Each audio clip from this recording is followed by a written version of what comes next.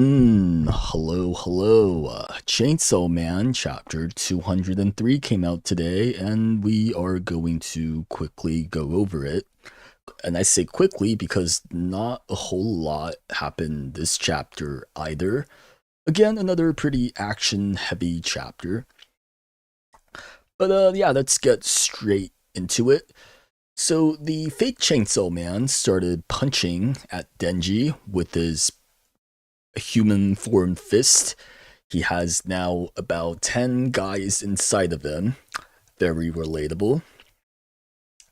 But anyways, Denji is unable to fight back because doing so would be killing these innocent bystanders that got sucked into the sky.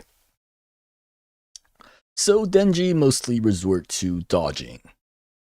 The boy from last chapter suggested for Denji to go for the fake Chainsaw Man's heart because he theorized that if his heart is gone, if he is dead, they will not die with him, possibly.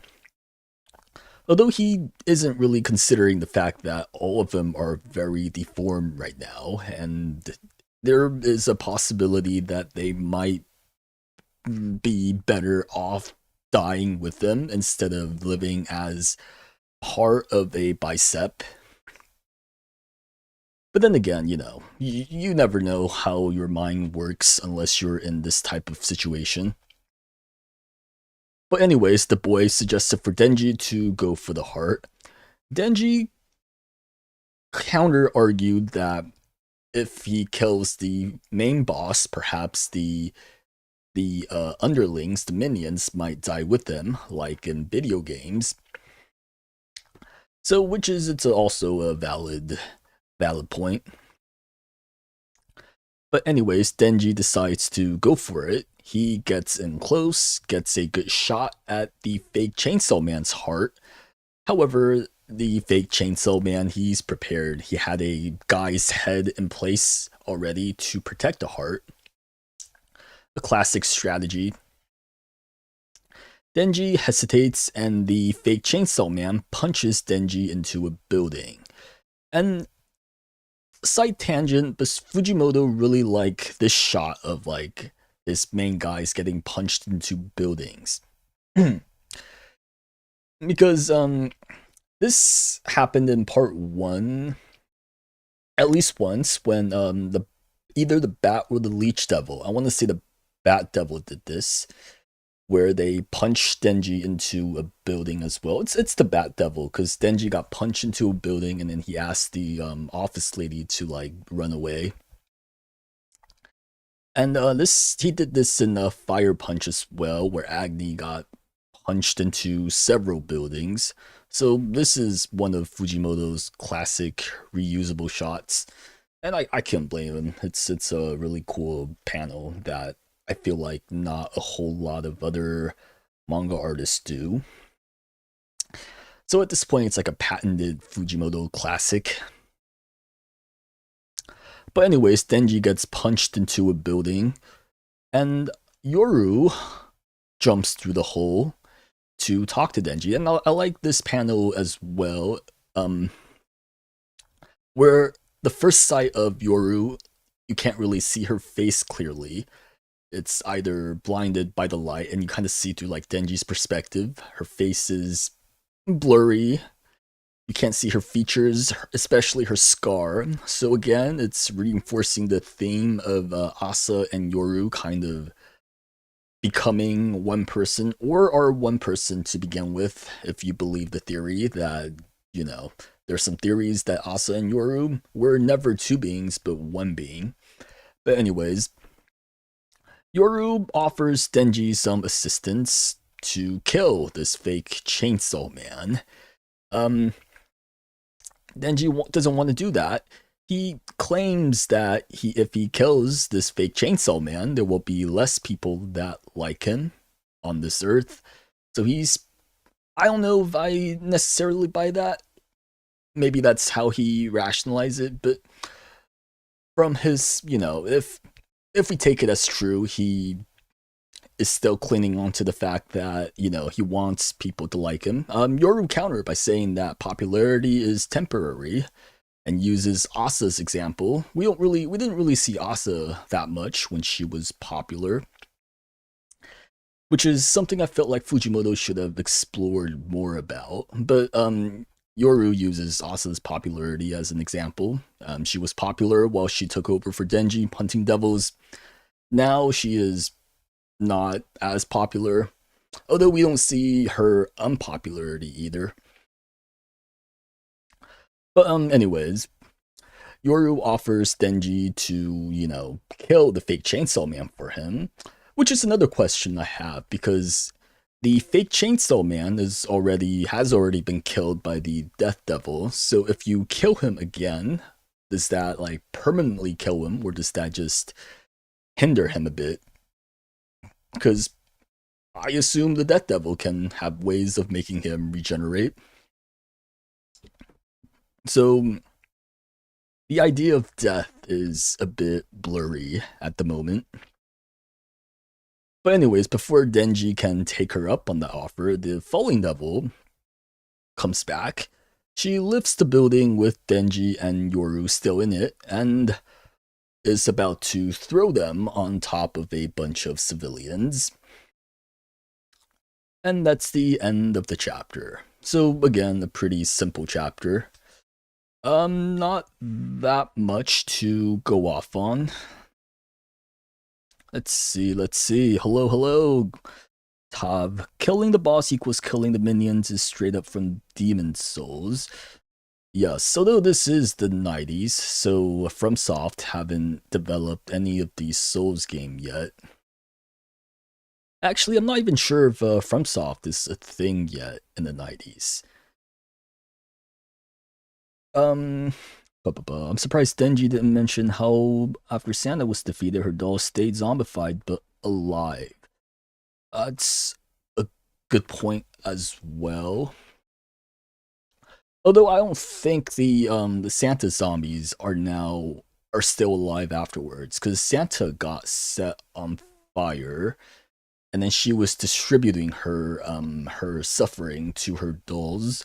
She never, went out of her way to stop being on fire because she went mad. So I presume like the dolls were only alive for a couple of days at most, depending on how many dolls she has overall. The art was amazing. It made sense why Fujimoto took 2 weeks for this chapter. Yeah, Fujimoto usually has like whenever he takes a break, I think either the chapter he comes back on or like the chapter right after that usually has really good art.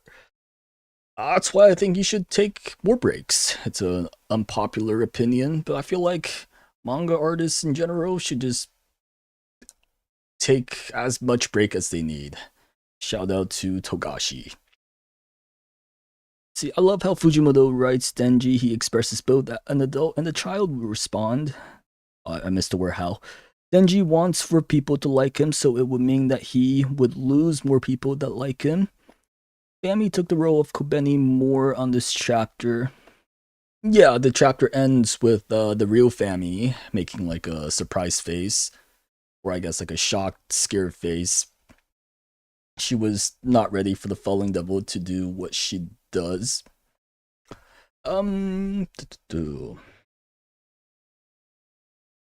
But yeah, again, a pretty short, simple chapter.